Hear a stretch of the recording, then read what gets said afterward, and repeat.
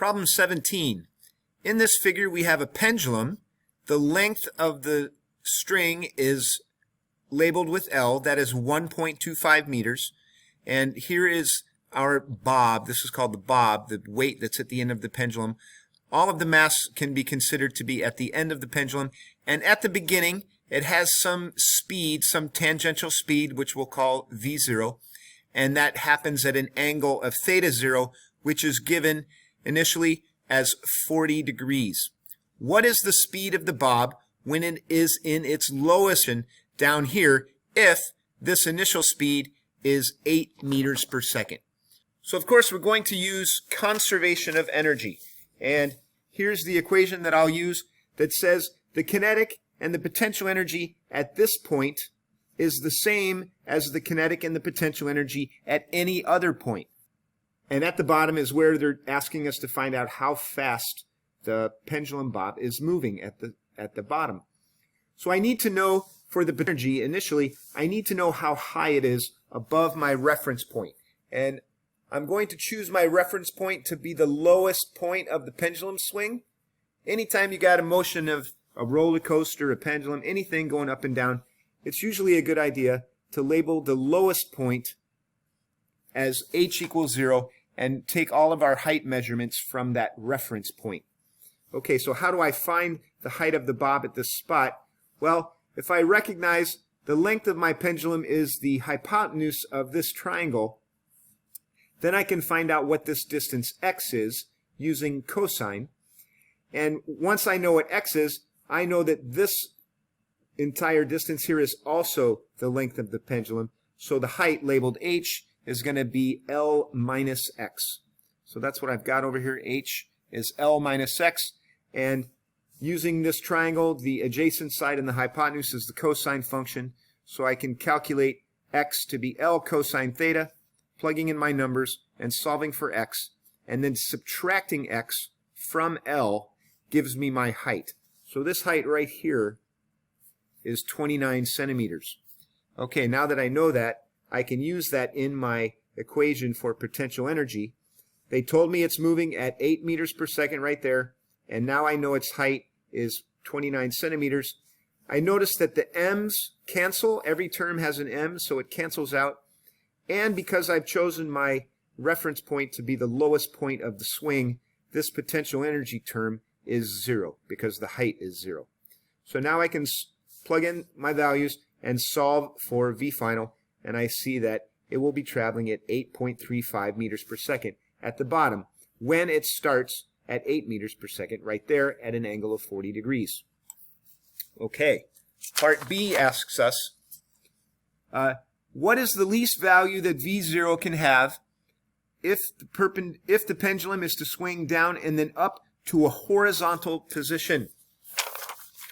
Okay, so it's going to swing all the way up from here until it's like this, so that the string is parallel to the ground. So of course, that is a height of L, the radius of the circle.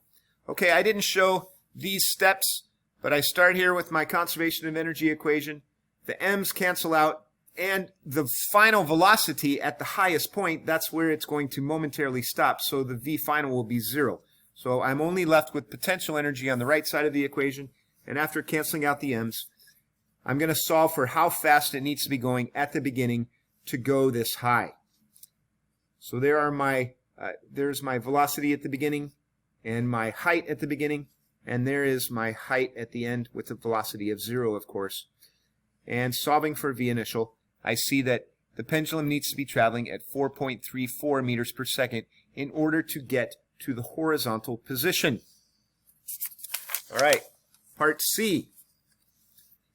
Now we need to get it to swing to a vertical position and the cord remaining straight. So let's talk a little bit about what needs to happen for the cord to remain straight. Here is just a random location on the circle or on the pendulum swing that is above the horizontal. Okay? After the pendulum swings above the horizontal, what you notice is the weight that's always vertical has both a radial component to it and a tangential component to it. So I've resolved my weight into its components. Before, we would say the y-axis is the radius and the x-axis is tangent to the circle. Now I'm going to refer to those axes as the radial axis and the tangential axis. So the tangential component of the weight, that is responsible for changing the speed of the pendulum bob. And the radial component of the weight will contribute to the centripetal force that is causing the bob to move in a circle. So we see here that when it's above the horizontal, the tension in the string and the radial component of the weight together comprise the centripetal force. So I know centripetal force is equal to mv squared over r. Whatever speed the bob is traveling at, that will tell me what number I have, numerical value I have for the centripetal force. What if the radial component of the weight by itself is bigger than this number? Well, if that happens, then it won't continue moving in this circle. It will actually fall out of the circle and it will be in a free fall, right? Once the string goes slack, then this object is in free fall and it will fall in a parabolic path.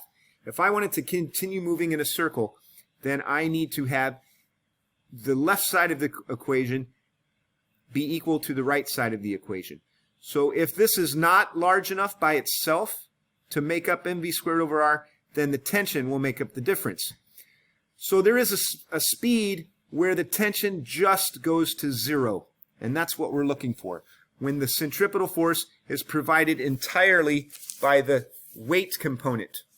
And if it's going to be at the top of the circle, that means right here, that weight vector is just the right amount for the velocity of the pendulum, so that is the centripetal force without any tension at all.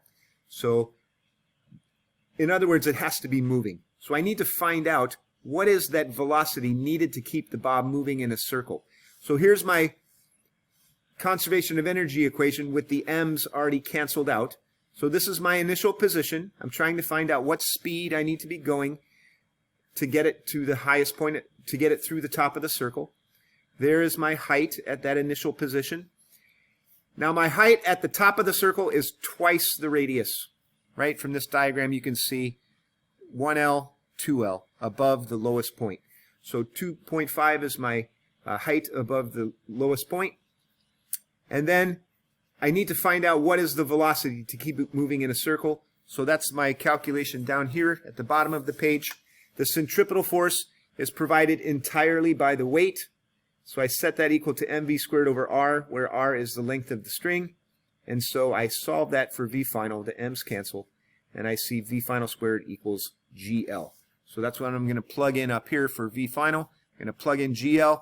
Now I solve that for the initial velocity, and I see that it needs to be traveling at 7.45 meters per second at that initial position to carry it around to the vertical position and through the vertical position without the string going slack.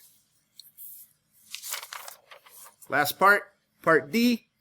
Do the answers to B and C increase, decrease, or remain the same if I increase my initial angle by a few degrees? So if I increase this angle by a few degrees, that means my pendulum will be a little higher now, right? So if I'm higher, there's the difference in height that I will get from increasing the angle. Now I've got more potential energy at the beginning.